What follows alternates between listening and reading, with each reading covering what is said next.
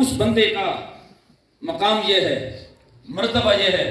توجہ فرماؤ، اگر فاروق اعظم جیسے شخصیت کے حساب و کتاب پر 1 سال لگتا ہے، اور 1 سال وہ اپنے جلوتوں کا بھی، خلوتوں کا بھی اور اپنے معاملات کا حساب دیتے ہوئے فاروق اعظم جیسے شخصیت کو 1 سال لگتا ہے، تو تجھے مجھے کس چیز کا گھمنڈ ہے؟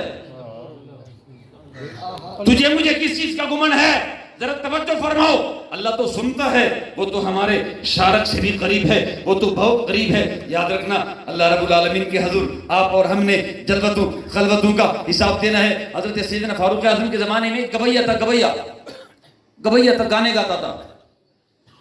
گاتا تھا اور لوگ بڑے شوق سے ان کو سنتے تھے. ایک وقت ایسا آیا کہ وہ گانے والا بوڑھا ہوا، اور جب بوڑھا ہوا نا تو لوگوں نے ان کے ہوتے ہوئے کسی اور کو سننا شروع کر دیا.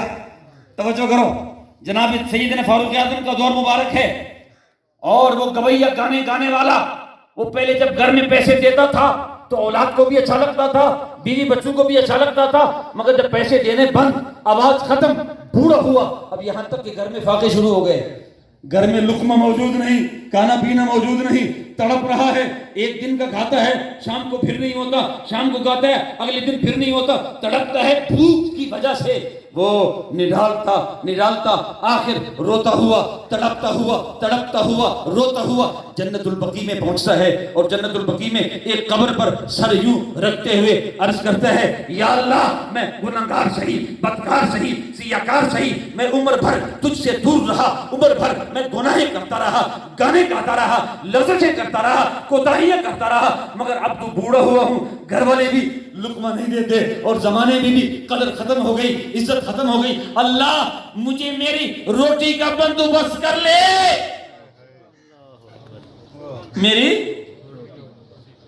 قبر کے خوف سے نہیں آیا، گناہوں پہ ندامت کی وجہ سے نہیں آیا، بھوک کی وجہ سے تڑپتا ہوا عرض کرتے، اللہ میری روٹی کا بندوبست کر لے، میری روٹی کا بندوبست کر لے.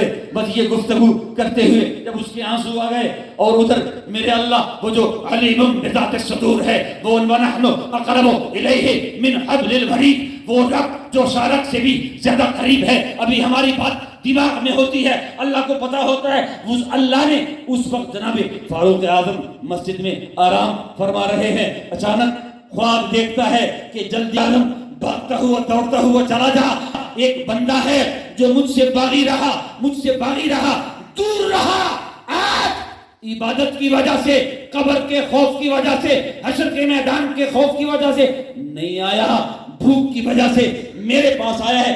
جلدی بھاگ کے چلا جانا اور اس سے ملاقات کرو.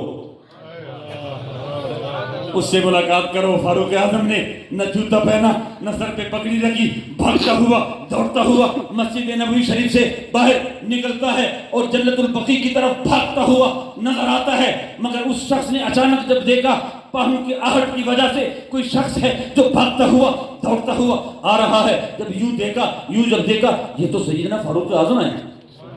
آپ سیدنا فاروق اعظم کو جب دیکھا، اپنے اوپر لرزہ تھا طاری ہوا کہ یہ تو بڑا جلیل القدر ہے، نہ جانے مجھے مارنے کے لیے آ رہا ہے یا سزا دینے کے لیے آ رہا ہے، نہ جانے کس مقصد کے لیے. بھاگتا ہوا دوڑتا ہوا بالکل سیدھا میری طرف آ رہا ہے. جب اس شخص نے دیکھا، اس بابے نے بھی بھاگنا شروع کر دیا.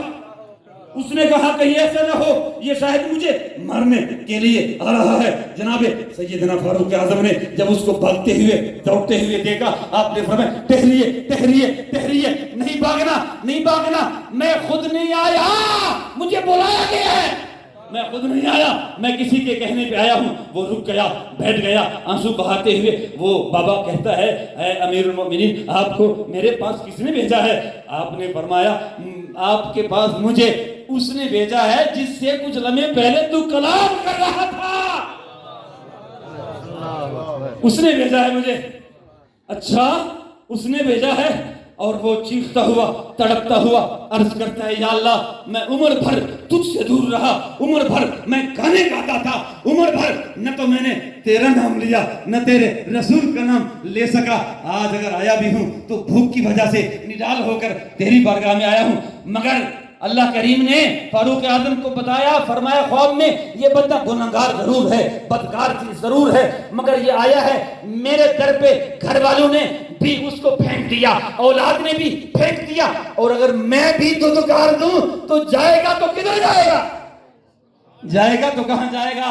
اور میری طرف سے ان کو بتا دو کہ تم گنہگار ضرور ہو، بدکار ضرور ہو، سیاکار ضرور ہو، مگر میں نے بھی تو رحمتوں کے دروازے کھول کے رکھے ہیں، آ جانا، ابھی بھی تیرے آنے میں دیر ہے، رحمت برسنے میں دیر نہیں لگاؤں گا۔ ان کو بتاؤ، فاروق اعظم نے ان کو بتائی ساری بات، وہ تڑپتا ہوا عرض کرتا ہے یا اللہ میں تجھ سے دور رہا، باغی رہا، مگر تو نے اتنی کریمی، اپنے کریمی کا صدقہ مجھے دے دیا ہے، اللہ میں کتنا نالائق تھا، یہ بات کرتے کرتے چیخ لگائی اور موقع پہ مر گیا، ادھر ہی مر گیا۔ لوگوں، اللہ کے حضور حاضری دینی ہے، کوئی پیر ہے، مولوی ہے،